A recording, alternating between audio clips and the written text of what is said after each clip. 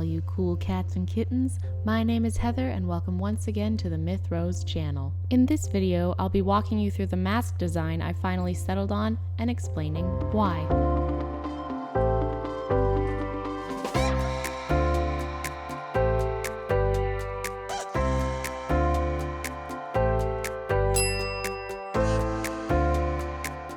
This pattern for free on a blog site called SiineMakes.com. Link directly to the pattern in the description below.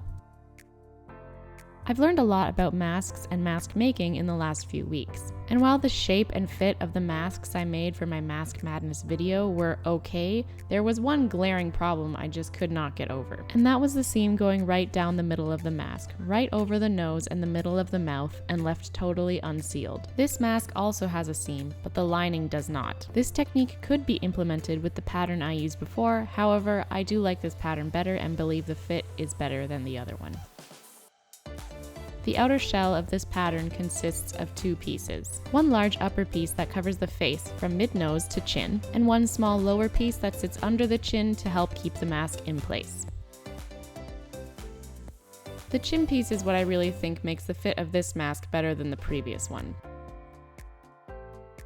Siine's pattern comes in 4 sizes, large to extra small, and the one I'm cutting out here is a large. I've made some for my neighbors, including their kids, 5 and 7, both the kids wear the extra small. I have no idea what size a toddler or a baby would wear, nor how you would keep one on them. It was hard enough getting the 5-year-old to keep one on long enough to take a picture.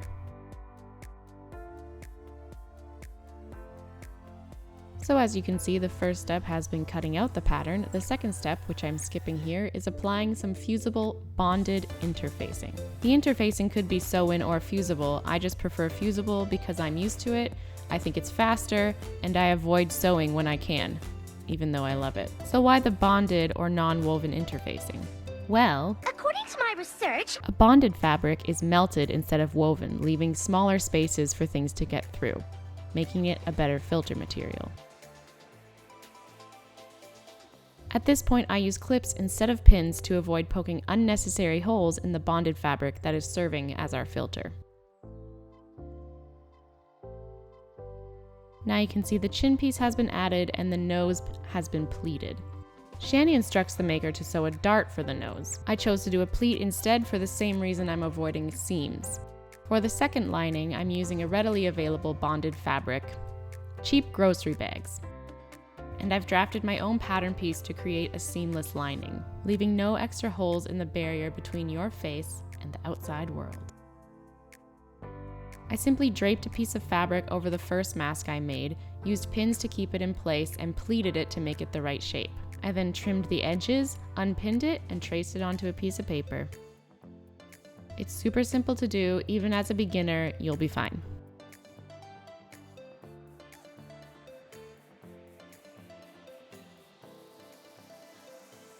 So like I said, I've done my research and I used 2 layers of bonded fabric to try and make this mask as protective for the wearer as possible. However, I want to make this very clear. This mask is best at protecting others from the wearer. It gives the wearer the ability to be totally responsible, and therefore these DIY masks are most effective when more people are wearing them. The 2 linings are there to filter as much as possible, but it's not like an N95. This mask falls somewhere between the vacuum cleaner bag and the pillowcase on this chart. But because 50% to the majority of carriers of this virus are asymptomatic, we all must take responsibility to help protect our communities. We all have to assume that we already have it and that we are asymptomatic.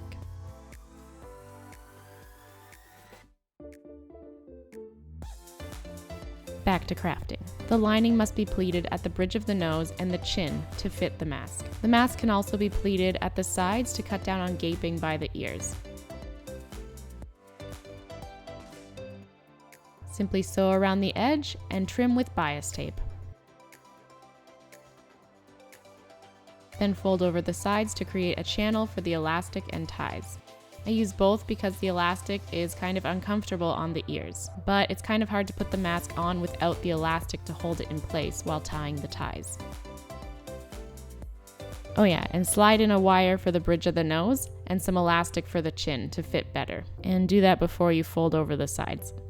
Oops. Chin elastic not featured in this video. I forgot. So people, it's time to get your mask on. It looks like here in BC we may be working to getting back to normal sooner rather than later, and I think part of that new normal will be wearing masks. I've decided to make these masks for civilians to try and help prevent people from buying medical masks that are needed by medical staff. If you're in the Kelowna area and are interested in having one or some of these, please leave a comment and let me know. I'm selling them for $10. That covers costs of materials on which I've spent my own money and a couple dollars of labor. In normal circumstances, I would be selling these for $20 plus. So although I am selling it, I am donating the majority of my time that is going into these.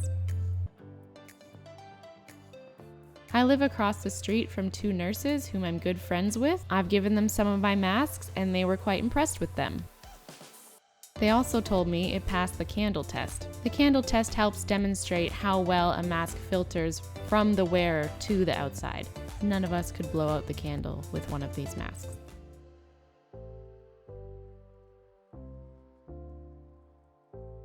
Let me know what you think in the comments. Love it or hate it, the algorithm loves controversy. Don't forget to like and subscribe. Thanks for watching, and see you later.